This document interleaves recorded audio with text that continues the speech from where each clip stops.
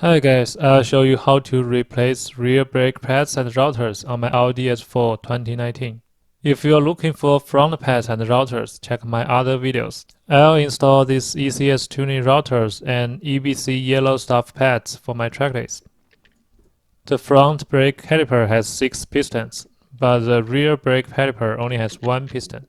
So you use smaller brake pads. This tutorial should apply to Audi A4, A5, S4, S5, B9 year 2018 and later models. Get your gloves, eye protectors, headlamp, and an N95 mask. The N95 mask can help you breathe in less brake dust. Before start, put wheel chocks against front tires to prevent a sudden move. Start with the right rear wheel because brake wear sensor is on this side. Use this removal tool to remove caps. It probably comes with your spare tire tool set. Loose bolts with 17mm 6-point socket by a deep socket or an extension. Don't completely remove bolts. Let's raise the car first. The jack point is on the edge of the car. Use the scissor jack come with your car or use a floor jack with an adapter pad. It's better to use a jack stand. I will create another video about jack stand points. Raise the car slowly and carefully until the tire leaves the ground.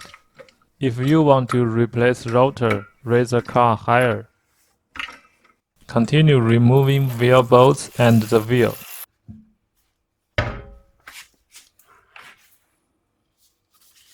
Comparing to front brakes, there's an additional step to release parking brake motor. You need a scanner device which can move back parking brake motors. Search Audi diagnostic scanner. There are plenty of them. Connect the scanner to the OBD2 port under the steering wheel. Switch the ignition on but keep engine off. In other words, press the engine button but don't press the brake pedal. Select EBP reset or look for the function with the brake icon on your device. Read and follow the steps. Press brake pedal and release the parking brake button. The parking brake light will turn off. Take foot off the brake pedal slowly. The first option is a combination of the second and the third options. Let's select the second option, move back brake motors. You can hear the sound of motors moving.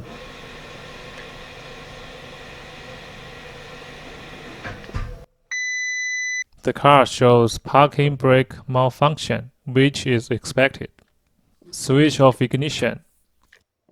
Let's remove the rear caliper. You can see the brake wear sensor wire connecting to the brake pad. Pull the sensor out. My sensor was melted, so it's very hard to pull. I use the pliers to finally get it out.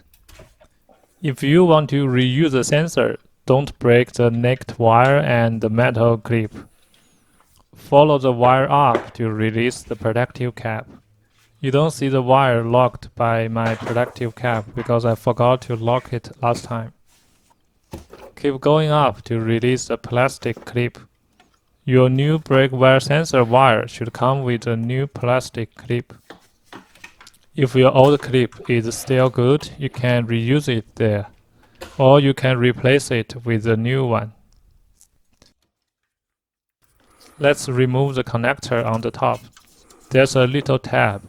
Lift the tab and rotate the connector 90 degrees. Then you can pull the connector out. Press the small button and disconnect the connector.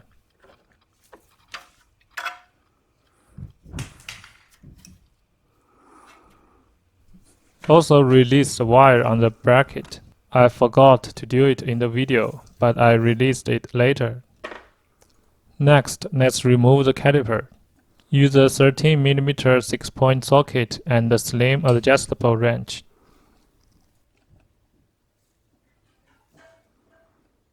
Remove the 2 bolts of the caliper. One at the top.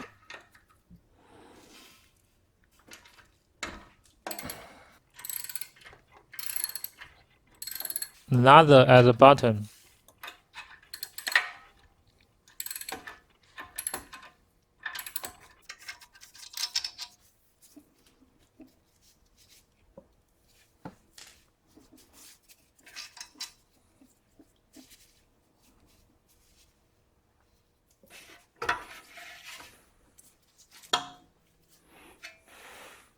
Remove the brake caliper from the frame, which is called brake carrier. Don't let the caliper hang on the brake hose. I got these hooks, but I don't find a good place to hang on. Let me know if you have a better idea. Also check the piston protective cap for damage. This one has a little damage, although not broken. A broken seal will let dust in slowly, which will impact braking performance. I will get it replaced soon. Take out brake pads. My pads were sticking to the router, although they were installed recently. I think they were overheated, especially when my front pads were a little left. Anyway, I will replace the rotor. If you just want to replace pads instead of rotors, skip the carrier and router steps. Next, I will remove brake carrier. Use an 18mm 6-point socket on a breaker bar. The bolts of the carrier were very tight. I used a 230-degree breaker bar, but I got a very small angle. Try to use a 330-degree head or raise the car higher. You can locate the bolts on the backside. As you can see, I put the caliper on the top to have more room. Please pay attention to the wires when you place the caliper.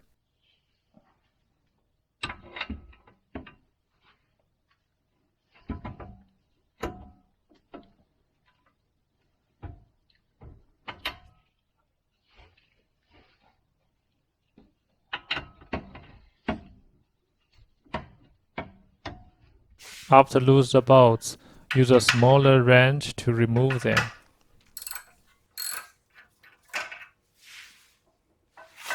Then take out the carrier completely. No wire is connected to the carrier. Next, let's remove the rotor. Use a T30 6-point bit socket to remove the single bolt.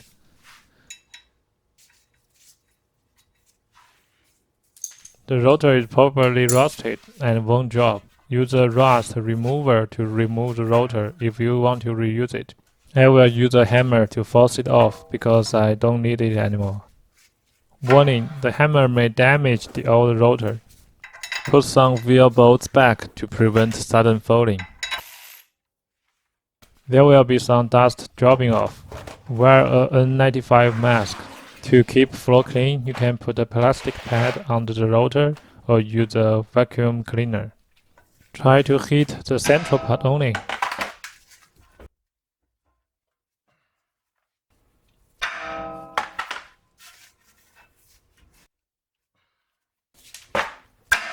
Change the bolt positions to heat from different angles.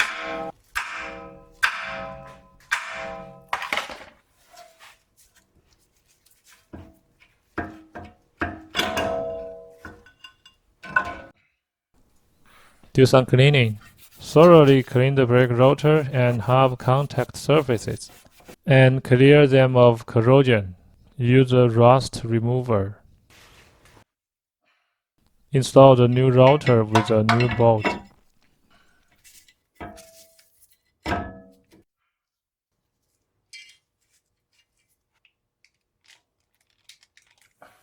According to Audi Repair Brake System Manual, you should check the maximal lateral runout.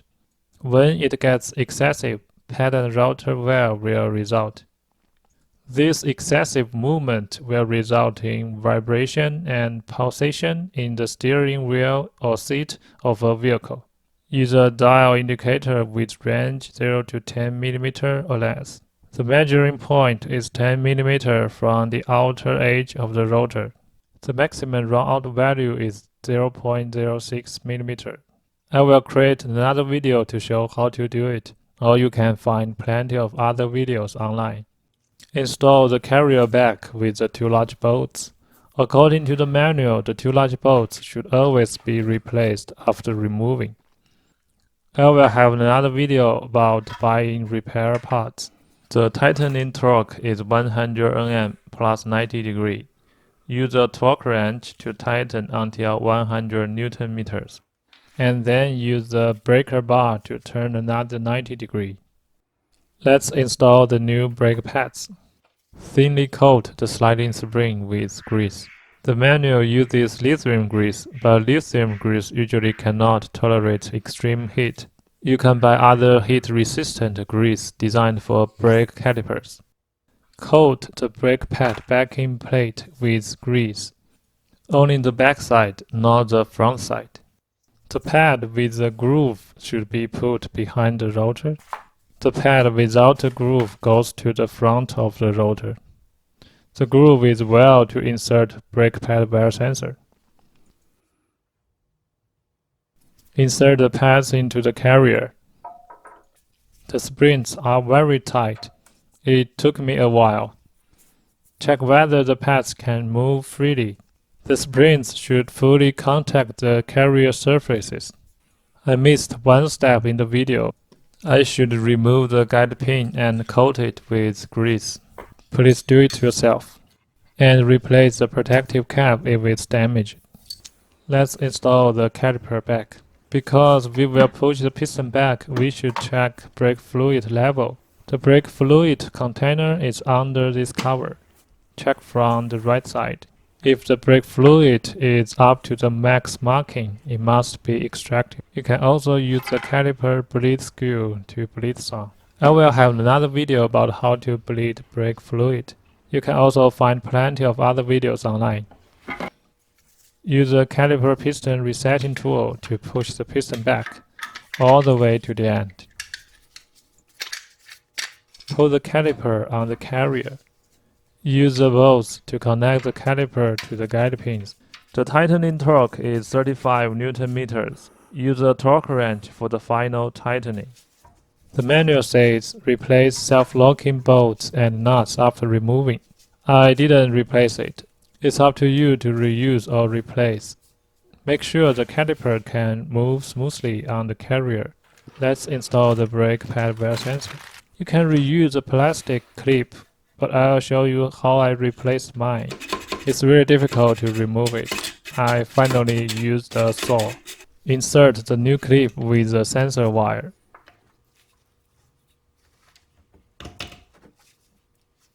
Insert the sensor into the groove of the inner brake pad.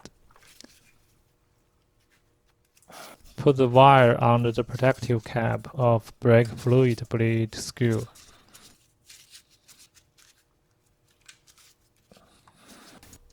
Put wires back on the bracket if you removed them.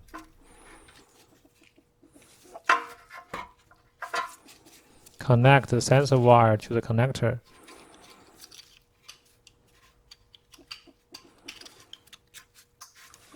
Push it to the bracket and rotate it 90 degrees for the little tap.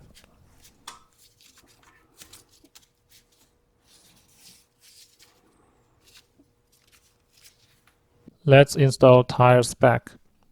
Install all wheel bolts in a diagonal sequence until the wheel is seated securely on the wheel hub.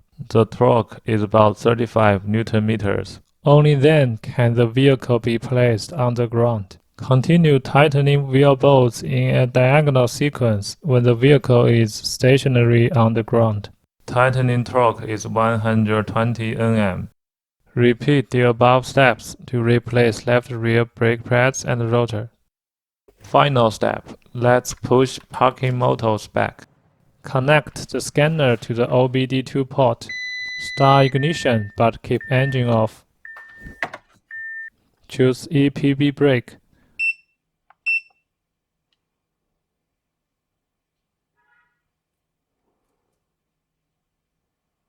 Choose the third option, move forward brake motors. After the moving sound disappears, it's done. Firmly press the brake pedal several times to that the brake pads in the operating condition properly sit in their respective position. That's all. I'll put updates and tools in the video description. Feel free to ask questions in comments. Also check my other videos about my Audi DIY and track days. Thanks for watching.